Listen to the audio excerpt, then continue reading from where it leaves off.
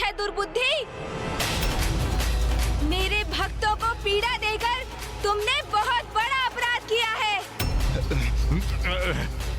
जिसका दंड अब तुम्हें अवश्य प्राप्त होगा।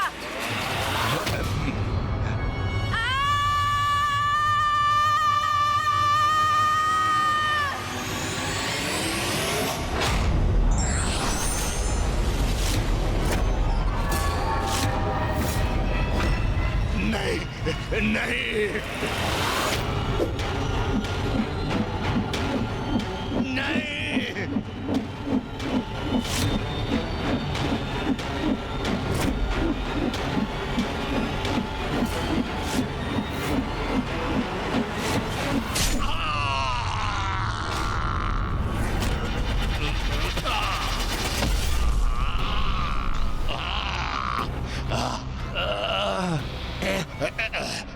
प्रथम पूज्य गणेश, अब मेरा जीवन तो मिट रहा है, किंतु अभी ये शत्रु तो नहीं मिटी है।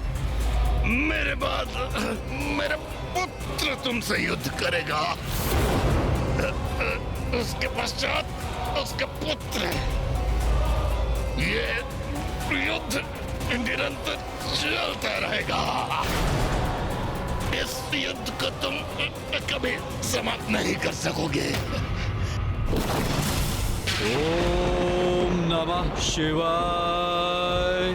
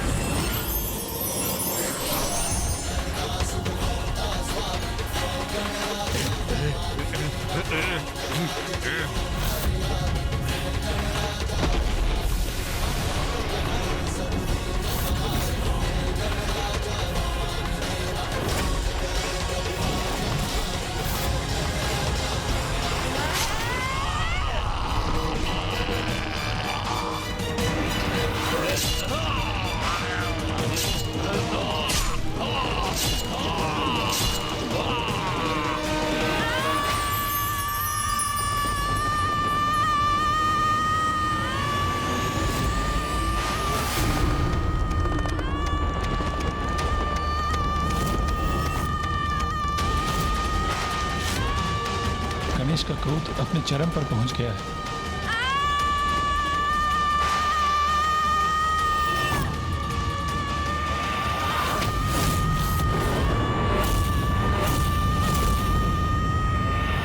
गणेश जी का क्रोध तो गर्जना के रूप में चारों दिशाओं में ध्वनित हो रहा है।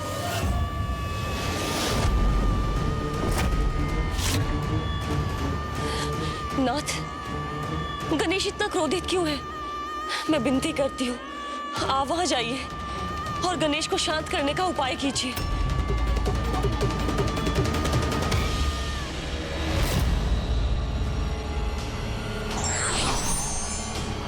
इतना क्रोध मुझे कैसे आ गया और क्यों?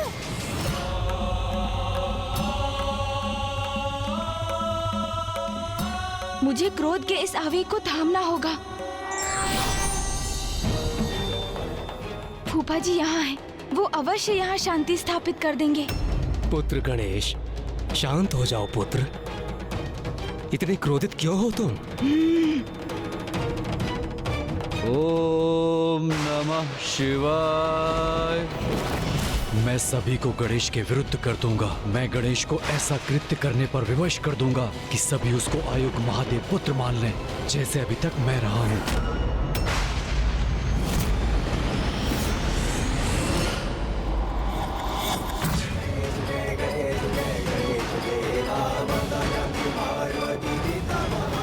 प्रतीत होता है फूफा जी की बातों का प्रभाव मेरे दूसरे प्रतिरूप योद्धा गणेश पर हो रहा है। वो शांत होता दिख रहा है।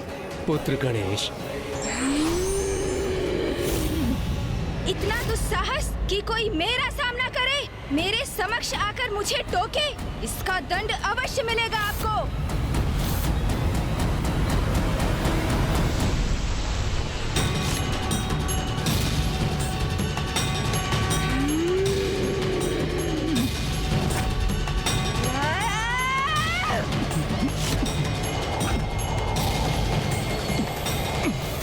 पुत्र गणेश, शांत हो जाओ पुत्र। अपनी श्वास से मेरा खिंचाव बंद करो।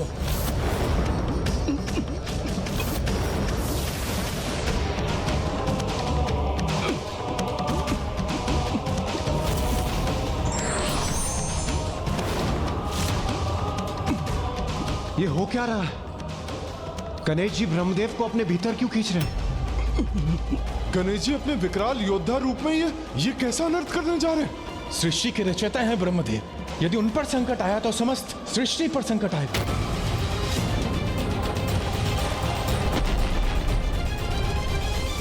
पुत्र गणेश, ये क्या कर रहे हो तुम?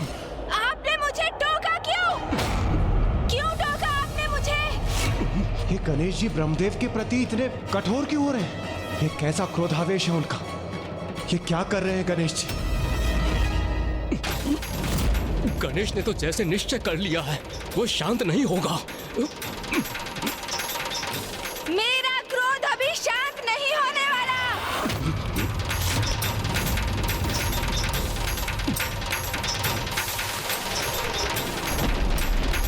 गणेश रुक जाओ।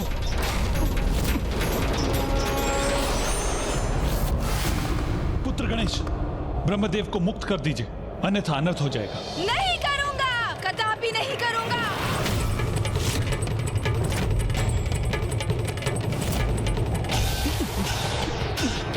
रुक जाइए गणेश जी।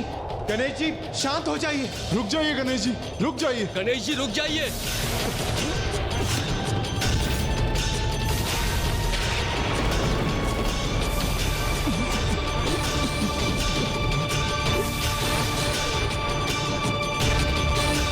यदि गणेश की सूंड ने मुझे अपने भीतर खींच लिया तो मैं इस अनंत अंधकार में समाहित हो जाऊंगा।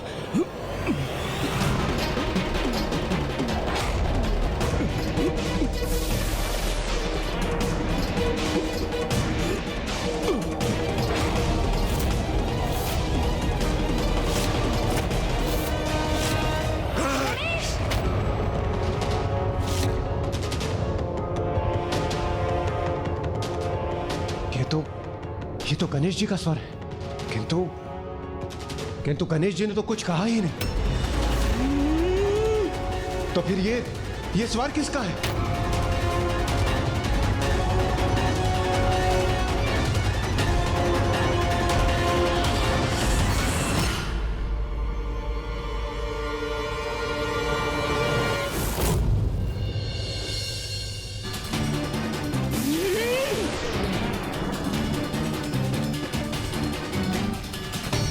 एक और गणेश जी? यहाँ दो गणेश जी कैसे उपस्थित हैं? ये कैसे संभव है?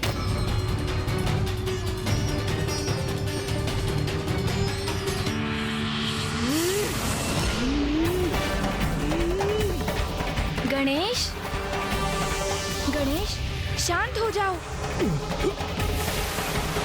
ये क्या हो गया है मुझे? क्रोध के ऐसे भीषण आवेग में क्यों बहा जा रहा हूँ मैं?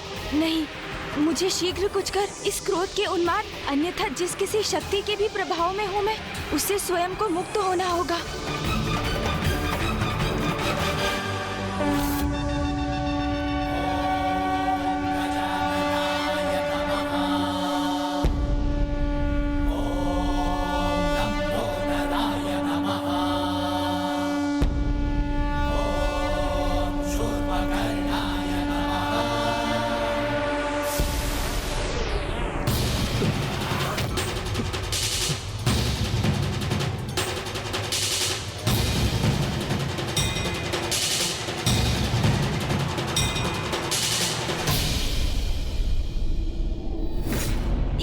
ये कैसा अनर्थ करने जा रहा था मैं? क्या हो रहा था यहाँ? फूफा जी, क्या मैंने आपको? हाँ, अपने क्रोध के आवेग में तुम फूफा जी को क्षति पहुँचाने का प्रयास कर रहे थे। मुझे क्षमा कर दीजिए फूफा जी। ज्ञात नहीं अचानक किसके प्रभाव में क्रोध के ऐसे अतिरेक में बह गया मैं। क्षमा कर दीजिए मुझे। गणेश, तत्काल अपनी वास्तविक अवस्था में आओ, अभी इसी क्षण।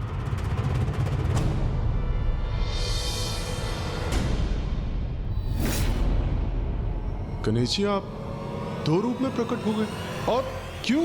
सूर्यदेव, मेरे भक्तों ने मेरी पूजा का संकल्प किया था, किंतु असुर दुर्बुद्धि उनके संकल्प में विघ्न उत्पन्न कर रहा था, तो मैं वहीं अपने भक्तों के साथ रुक गया, जिससे वो निर्विघ्न अपनी पूजा संपन्न कर सके।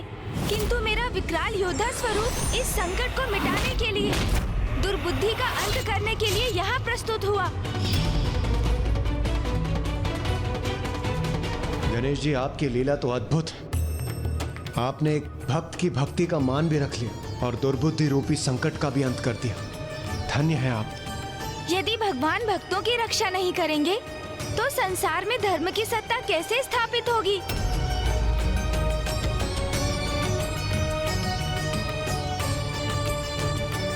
गणेश जी, अब जब दुर्बुद्धि का अंत हो ही चुका है तो आप दोनों पुनः एक ही कर क्यों नहीं हो जाते? वायुदेव, ऐसा संभव नहीं, क्योंकि एक समस्या है। गणेश जी, अब जब दुर्बुद्धि का अंत हो ही चुका है तो आप दोनों पुनः एक ही कर क्यों नहीं हो जाते? क्योंकि वायुदेव, जब तक मैं अपने क्रोध का कारण समझ नहीं लेता, तब तक मैं अपने क्रोध स्वरूप को स्वयं से विलग रखना चाहता हूँ, ताकि किसी के भी प्रभाव से मेरा क्रोध अनियंत्रित हो जाए तो मैं अपने मूल रूप से स्वयं को शांत रखकर अपने क्रोध पर नियंत्रण पाने में सक्षम रहूं। और अपने भक्तों की रक्षा करना तो हमारा प्रथम कर्तव्य है। किंतु अब ये कर्तव्य शेष है गणेश, जिसका उल्लेख अभी तुमने किया।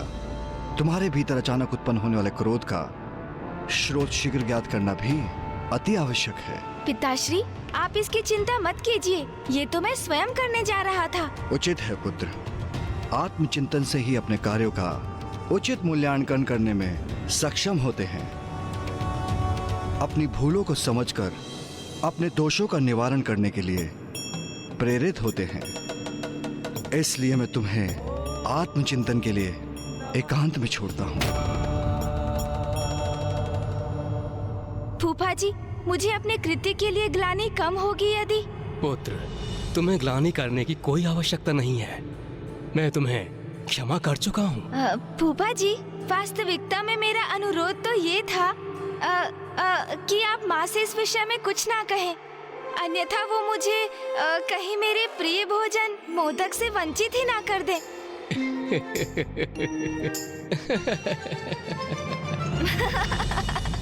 महादेव, ब्रह्मदेव, अब हमें भी चलना चाहिए। प्रणाम प्रभु। प्रणाम प्रभु। गणेश जी, अब हमें भी प्रस्थान करने की अनुमति दीजिए। प्रणाम प्रणाम। गणेश, ये क्या कर रहे थे तुम? क्या हो गया है तुम्हें? फूफा जी के साथ ऐसा व्यवहार क्यों किया तुमने? फूफा जी के साथ ऐसा व्यवहार क्यों किया तुमने?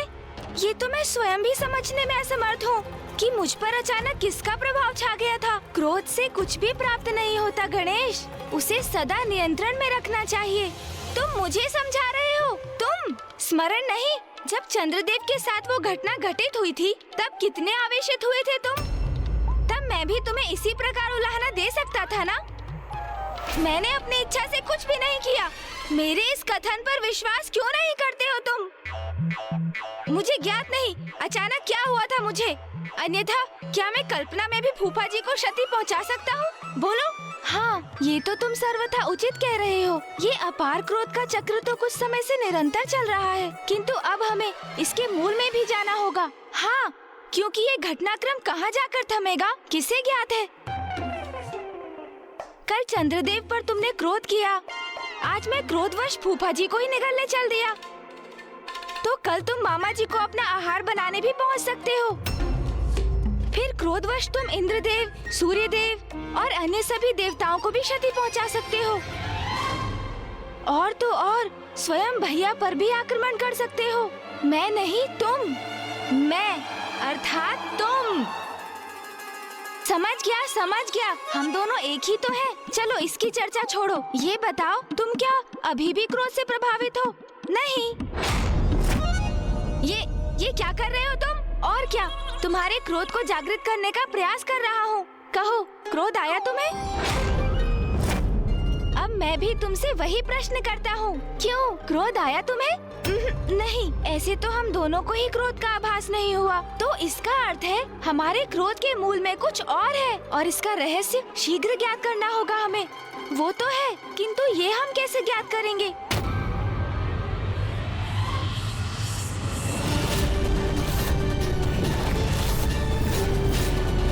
वास्तविकता में उनके दो ही पुत्र हैं, कुमार कार्तिकेय जी और प्रथम पूज्य गणेश जी, जिनके जन्म दिवस का उत्सव यहाँ आज कैलाश में मनाया जा रहा है।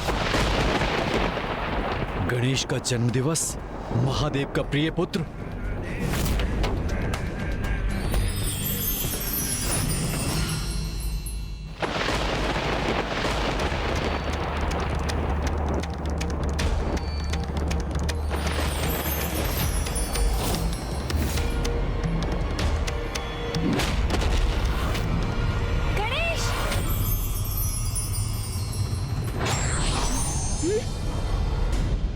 मुझे पूछ रहे थे ना, क्रोध का आभास हुआ क्या? तो हाँ, अब हुआ मुझे अत्यंत क्रोध का आभास, अत्यंत क्रोध का। गणेश को पुनः क्या हो गया है? ये ऐसा व्यवहार क्यों कर रहा है? ओह, तो क्रोध का स्रोत ये लाल धूम्र है।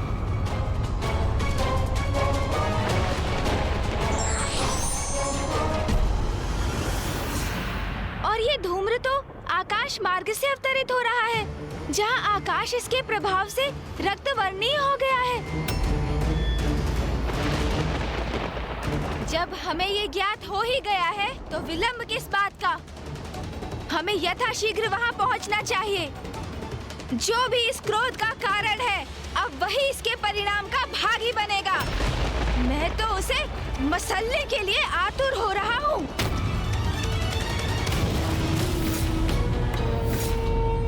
क्या है वो गणेश? उसका सामर्थ्य क्या है? प्रथम पूज्य की उपाधि प्राप्त की है उसने, क्योंकि महादेव का पुत्र है वो। यही है उसके प्रति सभी के स्नेह का कारण।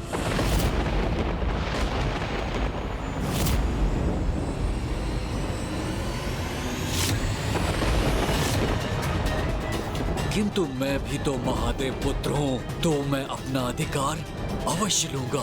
वो सब छीन लूंगा गणेश से जो उसे प्राप्त है। उसके पिता का स्नेह, उसका उच्च पद, देवताओं में उसका स्थान। गणेश, अभी मेरे प्रकोप से सामना कहाँ हुआ है तुम्हारा?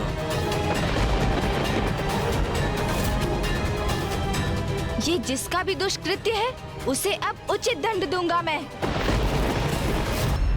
जो भी इस क्रोध का कारण है, अब वही इसके परिणाम का भागी बनेगा।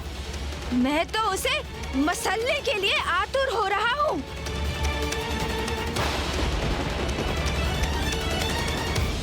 किंतु वो स्थान तो बहुत दूर प्रतीत हो रहा है।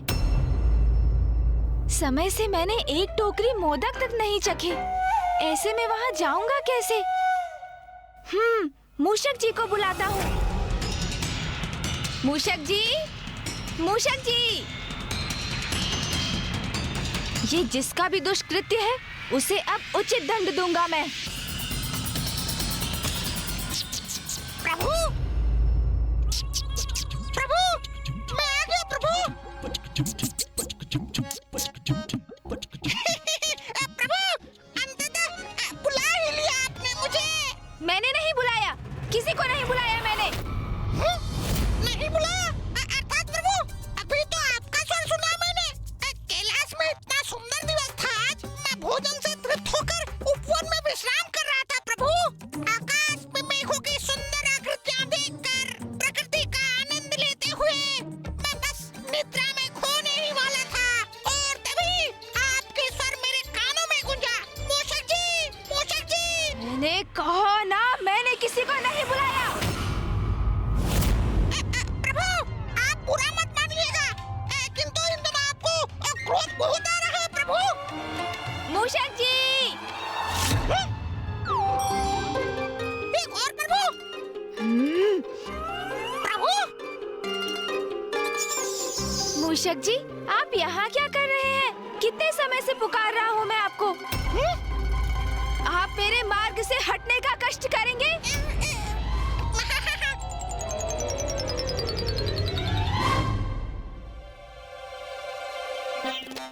प्रभु, कैसी माया है ये? आप हैं या वो आप हैं? मूषक जी, हम दोनों ही मैं हूँ। अब चलिए, शीघ्र हमें कहीं पहुँचना है। मैं आपको मार्ग में सब कुछ समझा दूंगा। उचित है प्रभु।